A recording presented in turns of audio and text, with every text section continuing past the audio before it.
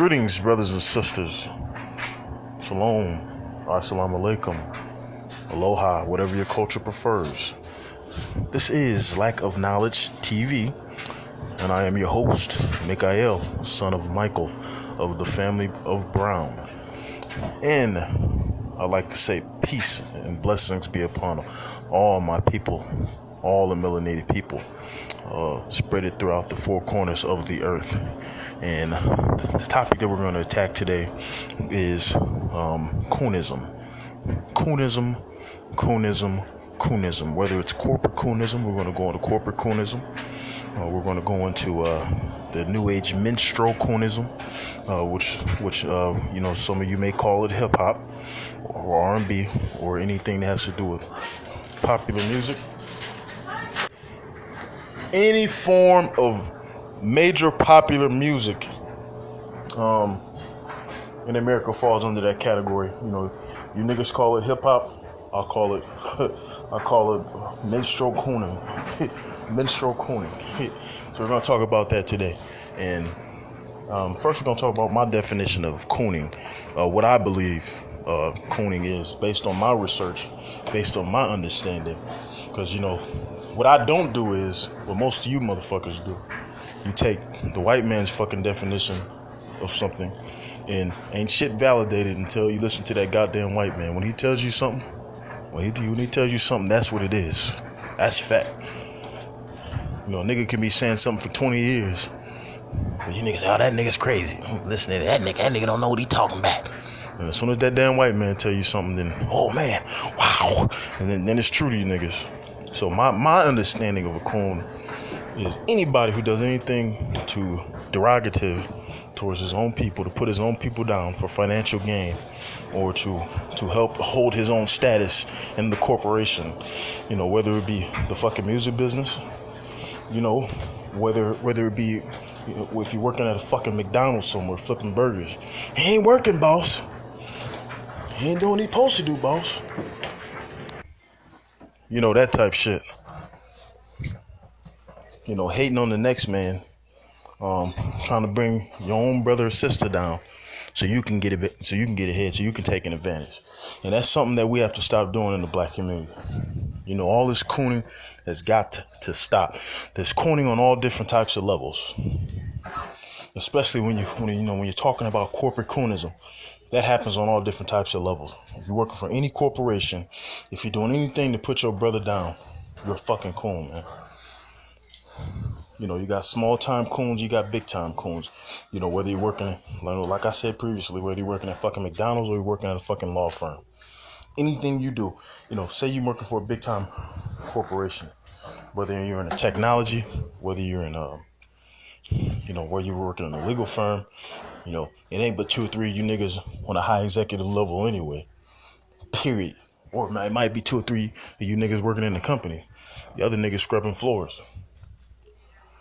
You know what I mean? So, it ain't but 2 or 3 of y'all. Instead, y'all supposed to be sticking together, helping each other advance. Do whatever you can. If one man, gets your promotion and reach the higher level, then the next man's trying to take him out. And I saw him doing this, boss. The same old bullshit they was doing back in slavery. Niggas ain't nothing but coons. Uncle Tom ass coons, man. And it's gotta stop. I've experienced this type of shit firsthand. Personally, I've experienced this type of shit. And I was in the car business. I sold cars for a while. I worked in sales. And this type of shit happens in sales environments all the time. So basically, I have an uncle who's in the car business for 20-something years. So he put me onto the business. And, I was learning, I was having success right off the bat. Because soon as you walk into any kind of business, any type of corporation, especially in the car business, you walk into a fucking car business, especially if you're black, they're not going to do anything to try to help you out. I didn't get any kind of formal training. They had to watch some fucking computer program. If it wasn't for my uncle to actually sit down and tell me the ins and outs of the business, because he was telling me things that them crackers sure as hell wasn't going to tell me, because they don't want to see you succeed. And it's funny because these crackers look out for each other. They look out for each other. Young white boy end up getting a job at the dealership. They doing all they can to help him succeed. They're shooting him leads. They're giving him easy deals. You know, when you a nigga in the car business, just like any other business in America, you know, don't shit come easy. You got to go out here and you got to grind. You got to get it on your own. And you got to stick together. That's the only way our people gonna make it. So my uncle was helping me out, teaching me the ins and outs of the business. So these other niggas, probably about 5 of us in the whole dealership. You know, probably the whole dealership working there. You know, the total employees probably had about 50, between 50 and 75 employees working at the dealership at that particular time. Now, out of 50 to 75 employees, there's only 5 of us working there. Out of 5 of us, it was only probably about 3 of us. Yeah, it was 3 of us that was working on the sales team, and the other ones were in the service department fixing cars and you know, shit like that. So you know, the other niggas start getting jealous. You know, the other niggas that was working there, the other blacks that were working in the you know, in the sales department with us was getting jealous. Oh man, them niggas is over there cheating. They feeding each other leads and all that. And went over there and told Massa, and then they came over there and talked. Hey, you guys can't do that. You know what I mean? All that old bullshit. And you know, we was like, man, nobody give a fuck what you talking about, man. So what we did was we sat down and we talked to the brother. You know what I mean? We said, look, man, ain't nobody trying to step on your toes. You know what I mean? We in here trying to eat just like you. But, you know, so, you know, after we sat down, we hashed it out, we talked. You know, we told the brother we didn't appreciate him going to tell Massa, like a little punk ass coon bitch that he was. And, you know, we talked it out, man to man. And, you know, then we all end up working together. At the end of the day, we all end up working together. We had a nice system, and we all looked out for each other. Anytime a black person came to work in the business, whether they'd been in the business 20 years or whether they was new in the business, we took them under our wing, we brought them in, and we worked with them. You know what I mean? And that's the type of shit that we got to start getting back to in the black community. Our community is in shambles, man. Our community is absolutely in shambles. There's too much jealousy going on within the black community. You know, it's too much. You know, we're stepping on each other's necks, stepping on each other's toes, you know, hating on each other. You know, a black business open up in the hood, a nigga want to break in and steal from the nigga. You know what I mean? Go in there and talk down about the nigga business. But when you going to fuck with them Chinese, the goddamn Chinks and Arabs, you know, you giving them the utmost motherfucking respect. You ain't robbing them because they got something for your ass. You know what I mean? So this coonism, you know, has got to stop on all levels. You know, especially, you know, when we're dealing with corporate coonism, when you look at the distinguished niggas in the community, the black intelligentsia, the politicians and shit like that. You know, them motherfuckers are the biggest coons in the goddamn world because everything they say, they have to be politically correct. They don't want to lose their political stance, or they don't want to lose their status. You know, whether you're a councilman, a mayor, you know, them motherfuckers are the worst. And deep down inside, you know, you got some good brothers that are working in politics, you know, in the community. You got some that actually want to change, but you know, over time, you know, the devil start getting in your ear, and after a while, it's all about advancing. It's all about how can I make it to be a senator? How can I be a state representative? And then you sell your own people out for all that bullshit. And that's pretty much how that shit goes. You know what I mean? Talking down on your own people. The so-called leaders of the black community. And that's another thing. Why the fuck do we have to always have a goddamn leader as a people?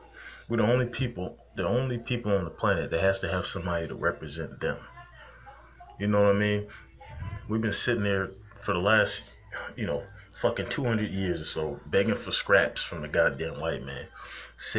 Begging for a seat at the table. When, you know, we don't have the fucking balls to get up and create our own goddamn table. Build our own fucking table. Build our own goddamn communities. You know, every major city in America, you got a Chinatown. You know, you got a fucking Asian town. You even got a little Haiti. You know what I mean? But, you know, Black America, we ain't got our own motherfucking town. We got hoods. Fucking hoods that we don't even fucking control. The only businesses niggas got in the hood is fucking bars, barbershops and beauty salons. And the only reason why they allow us to have fucking beauty salons and barbershops is because them crackers don't know what the fuck to do with our hair. The Chinese people got a monopoly on the fucking hair business. You know what I mean? But even if we did have any fucking multiple black-owned beauty supply stores in the hood, we wouldn't support them. You know, we'll be doing all that coon and step on it. Man, them niggas don't know how to run no business. Fuck out of here. Give some goddamn confidence for your brother, man. And these fucking politicians don't give two shits about you, man. Especially the black ones, the fucking corporate coons, man. They don't give a shit. It always ends up like that. You know, they start out, brother young out of college. You know, he runs to be a councilman. You know, he gets in the office. You know, he originally, his number one goal is to help the black community. But after a while, like I said before, starts fucking his people over, selling his people out, taking that money, taking that check, getting so-called grants from the government. He put money in his motherfucking pocket. And I find it fucking hilarious how, all these goddamn cops are shooting us down like fucking dogs in the street. Most of the fucking, you see a lot of the police chiefs that get these press conferences are niggas. Yeah, you'd be surprised. Most of them that I've seen, police chiefs, that get these press conferences are niggas. You know what I mean? And some of the worst goddamn coons in the fucking community are these goddamn black cops, man. Especially these goddamn cops, man. Watching it. They're doing just as much dirt to our people, beating our people ass and shooting them in the street than these goddamn crackers. You know what I mean? We're doing the best to protect our community. We're going to look into the situation. We're going to investigate. We don't have any answers for all that old bullshit. Throw that motherfucker in jail. And they ain't locking these damn cops up. They ain't locking these goddamn cops up. And then the first thing our people want to go do after some shit like that happens is go marching in the goddamn street. And then some old corporate coon come along, some fucking police chief or some fucking big time minister. What we have to do is we have to learn. We got to start learning how to comply with the officer. We got to start complying with the officer. All that old bullshit. Now, good and goddamn well, that cop was just begging for a reason to blow these young men's goddamn heads off. Just begging for a reason. And your coon ass gonna say something like that, man. These fucking police officers, especially these black cops, ain't nothing but a piece of fucking trash. Fucking piece of shit in a goddamn litter box. That's all you niggas is. You supposed to be the ones to be protecting our motherfucking people. You supposed to be the main ones we can rely on. Supposed to be the main ones that we can fucking rely on for as far as protection for ourselves. Supposed to be looking out for us. But you niggas is doing all you can to fucking stump on our necks so you can further your things to show master that you being a good nigga for massa, being a good slave. That's that corporate coonism. And these goddamn athletes are, they're another form of corporate coonism. Now, the athletes is something different. This is another form of corporate coonism. These motherfucking athletes, man, they've got to be stopped. They have got to be stopped, man. Whether they're still currently playing in their respective leagues or whether they're fucking retired, these goddamn athletes have got to stop. Now, the ones that I respect the most are the ones that the bourgeois Negroes look down on, like your Allen Iversons and Allen Iverson. The thing I respect most about Allen Iverson is that he was himself. He didn't try to put on no damn front. He didn't try to put on no damn airs. He wore his braids, he wore his jeans, his chains, and he didn't change his voice. He didn't change his voice. You know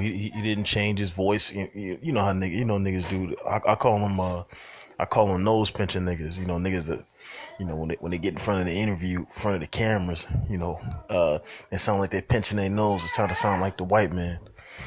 Oh yeah, well, we just wanted to go out here and have a good game, and I give it all to Coach, give all the glory to Coach. We have a great owner. Yeah, them old punk ass type cooning ass niggas. But Allen Iverson always stayed true to who he is. He always stayed true to who he is. Another one that I respect, that always stayed true to who he is, and is LeBron James. He's always stayed true to who he is. One thing I respect most about LeBron James is, most niggas when they make it big time to the level that he's on. They leave all the niggas behind. Massa tell you, hey, you can't keep hanging out with your same brothers from the hood. You gotta leave that stuff behind. You're on a whole new level now. So when these niggas get some money, they leave all it behind and try to say all niggas want is a handout and all that shit. Next thing you know, they marrying Becky. I respect LeBron James. He married his childhood sweetheart. He's a good father. He took all his brothers with him, paid for their education, gave them all positions in his organization, and they all eating. And these white folks they are disgusted with LeBron James. These white folks can't stand LeBron James because what he did was he's taking these damn sports owners, and they ain't nothing but modern day slaves. But LeBron James grabbed all them motherfucking owners by the balls, and he has got the power. He's definitely changing the dynamics of professional sports in America with the leverage game, the whole leverage thing. But anyway, these goddamn athletes are some of the biggest coons. They get some money, they move out the hood, they forget about everybody that's ever done anything for them. All those damn pee wee football coaches, in the hood, that brung them along. They most likely their fathers wasn't involved. That's another thing. All these motherfuckers try to say their fathers wasn't. Half the time, you know what I mean. And there's a lot of that single parent stuff, in the black communities. But half the time, the fathers be in their lives. You know what I mean? The fathers be in their lives, and it's just a better story. It's better for their brand for them to be the father. I don't know. My father wasn't around that much and all that bullshit. But the ones whose father wasn't around, a lot of these black coaches are father figures, in the community. A lot of these youth coaches, and they forget all about them. You don't never hear these niggas talk about them. You know what I mean? They're giving all the praise and glory to the white man. Giving all the praise and glory to the white man. These damn athletes and coaches are complete coons, man. Complete coons. Totally disconnect themselves for the black community. They don't do anything for the black community. The only thing they do for the black community is these punk ass charity events that are obligations to their contracts. You know what I mean? They go, the team will have it be in their contract. You got to do this amount of charity events. These niggas ain't doing it on their own. You know what I mean? So I'm sick of these punk ass sports figures, man. Ain't doing shit. Especially the ones they praise the most, like that old punk ass motherfucker Kobe Bryant. You goddamn coon. Shaquille O'Neal, goddamn coon. Ray Lewis, goddamn coon. Michael Vick, goddamn coon. What he did to the young brother Colin Kaepernick, telling him he needs to cut his hair and get his act together. When that nigga was, at one point in time, Michael Vick was one of the most revered athletes in the world. Had the cover of the video game, and every young quarterback wanted to play like Michael Vick. He had his braids. Nigga used to wear his jeans and all that shit. Now you trying to, you went through your little bullshit. Crackers took your money from you, threw you in jail for fighting a damn dog. And now, and now you bootlicking so you can get you a good TV job, so you can further advance your career after football. Ain't nothing but a piece of shit, man. Piece of shit. You know how it is when you walk down the street and you step on a fucking load of some hot wet dog shit and you try to scrape it off your shoe. That residue of the dog shit that you scrape off your shoe, that's Michael Vick. Yo, cooning ass nigga. You should be supporting Brother Colin Kaepernick. There was a lot of you coon ass niggas that was talking down on that brother. And then you got some of these punk ass corporate cooning ass athlete niggas that would say, well, I don't disagree with what he's doing. I don't disagree with what Kaepernick's doing, but I'm just I just choose not to take part in it. I really not gonna comment on it. I don't disagree with what he's doing. I support him. All you goddamn niggas should be kneeling down for that punk ass flag. But then the man couldn't get a goddamn job. Blackballed from the NFL because of the shit he was saying. You know what I mean? Or the shit he was doing. And Michael Vick don't tell him some shit like that. It's a lot of that. It's a lot of that stuff that goes on in the world of athletics, man. And the sad part is, a lot of our young brothers and sisters are looking up to these athletes as, looking up to them like their influences. They want to be like them. They model their life after them. And some of these niggas don't even have the decency to stop and give them a fucking autograph. Like, let me tell you about this one time. I was at a high school football game at the Cleveland Browns Stadium. It was a couple years ago, probably about 4 or 5 years ago. It was this Catholic school. St. Ed's was playing. I think Glenville High School, and it was at the Cleveland Browns Stadium. So at that particular time, the best player on the team was Joe Hayden. He's a cornerback that's been on the Browns. He's a young brother. Anyway, so this kid was yelling. This kid was calling for him. Hey Joe, hey Joe, hey Joe, can I have your autograph? Can I have your autograph? Now the whole goddamn half the damn stadium hear this kid yelling at us. It's a fucking high school game. There wasn't that many people there. You know what I mean? So this nigga gonna sit there and ignore the goddamn kid, and then he gonna send one of his flunkies to go get the kid's shit so he can autograph it. This punk ass nigga didn't even have the decency to turn around and shake the kid's hand and give him his autograph. These arrogant, pompous ass bastards, they get that money and think that they on top of the fucking world just because you play a goddamn game, a child's game. Ain't making no contribution to society. Ain't making no contribution to further your people. While you playing the game, you ain't nothing but a pawn in the game. Nothing but a goddamn slave. Don't have control of your own money, then these goddamn coons hire all these goddamn crackers to control their money. And after they done playing with you, making all the money off you, they chew you up, spit you out. By the time you retired, your dumb ass ain't got no money.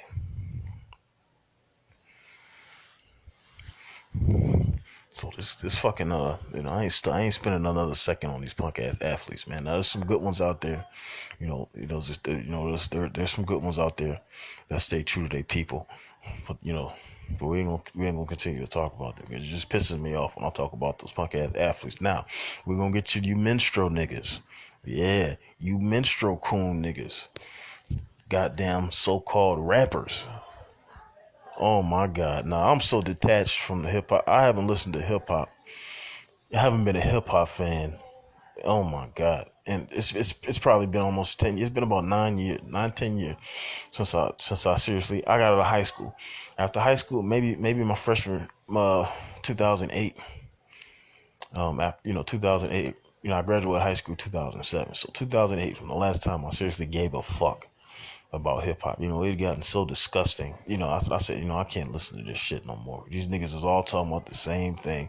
Now, these minstrel niggas, these minstrel coons, they putting on this whole persona, this fake ass act. I'm from the hood. I do this, I do that. I bang them guns. If you was really doing all that shit, your dumb ass would be locked up or in jail.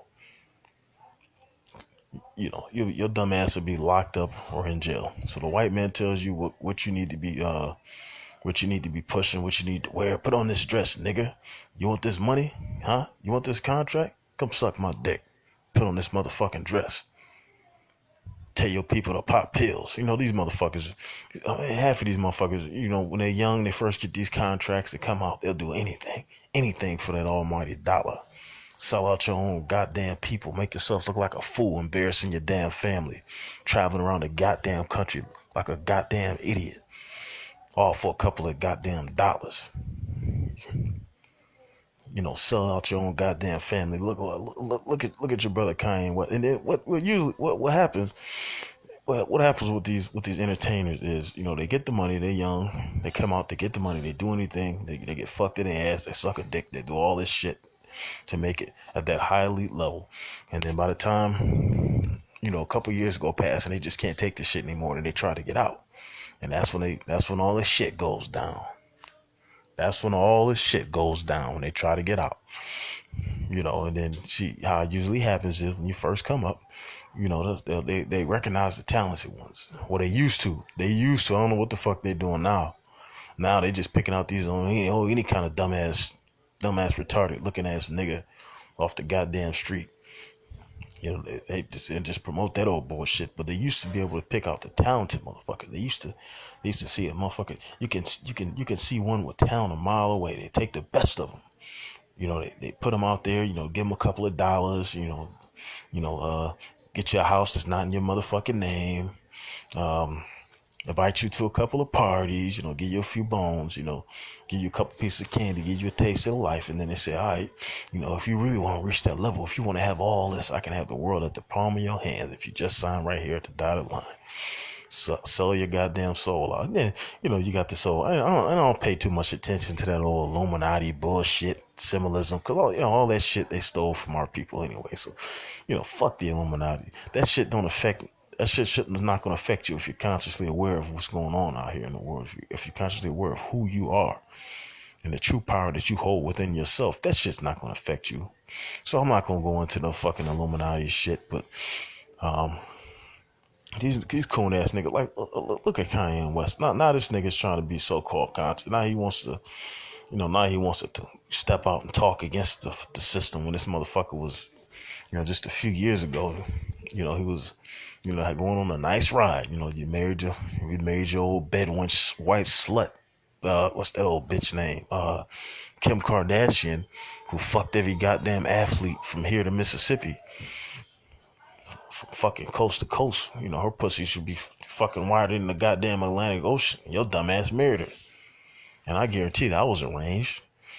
Guaranteed that was arranged. Come on. Use your fucking brain. This goddamn, come on, man. Kanye West is an intelligent brother. He's not a fucking complete idiot.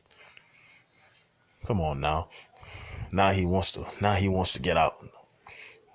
You know what I mean? Then the nigga said it himself. I sold my soul to the devil for a record deal. I got a few toys and a Happy Meal, end quote. You know what I mean? You're going to really sell yourself and sell your people out for a few dollars. Something, and when you die and you make your transition and move on to the next level, you can't take that shit with you. So what is it all worth at the end of the day? The more money, the more success that you gain in the entertainment business, the more hell that you're going to catch behind the motherfucking scenes. The more money that you get, the more hell that you're going to catch behind the motherfucking scenes. You know what I mean? These old goddamn minstrel, oh God, I just can't. And we're at the point today where, at least at one point in time, hip-hop had some kind of a message. Even if a nigga wasn't talking about shit. Like, come on, let's look at Biggie Smalls. Or Biggie. Let's be honest. That nigga wasn't talking about shit. He was another old ignorant ass nigga sitting there talking about selling drugs and all that shit. But the nigga had talent. One of the sickest MCs to ever do it. One of the sickest MCs to ever do it. He actually had talent. You had a lot of motherfuckers that had talent that wasn't talking about shit. You had motherfuckers that had talent that was talking about shit. Like the brother Tupac. Half of his goddamn shit, he had a positive message. And the other half, he wasn't talking about shit. You know what I mean? And then he took on this whole persona that wasn't even him. And it ultimately led to his demise. Promoting this whole thug image. Now, you know what I mean? Do your research on the whole fucking hip hop thing. But these niggas out here today are, I can't even name them. I just know a couple of them. Jesus. Fuck. You got Kodak Black, fucking Lil Yachty. I mean, these guys are fucking horrible. Awful. Absolutely no talent. These niggas is not even rhyming no more these days, man. Absolute minstrel coons. Absolute minstrel coons. And you know what? To sum it up,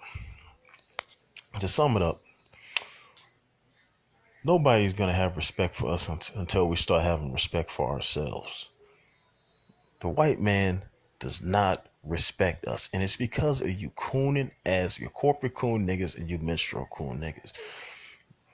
And I'm talking about the high level coon niggas. The high level coonetry. The coonenomics. You niggas in high places. Because they said if you niggas will sell your own people out for a few fucking dollars, why the fuck would we fucking why should we respect you people? It's because of you niggas that we're catching all this motherfucking hell. You should be the ones at the front line fighting for us. So with that being said, I'd like to say peace and blessings to all my melanated people all over the four corners of the earth. Let's help spread this fucking stop this corporate coonism and this menstrual coonism. We're gonna stop all this bullshit. We're gonna bring our community together. We're gonna grow stronger, and we're gonna advance, because there's no way we're gonna advance if we keep indulging in this coonetry. All right, people, peace.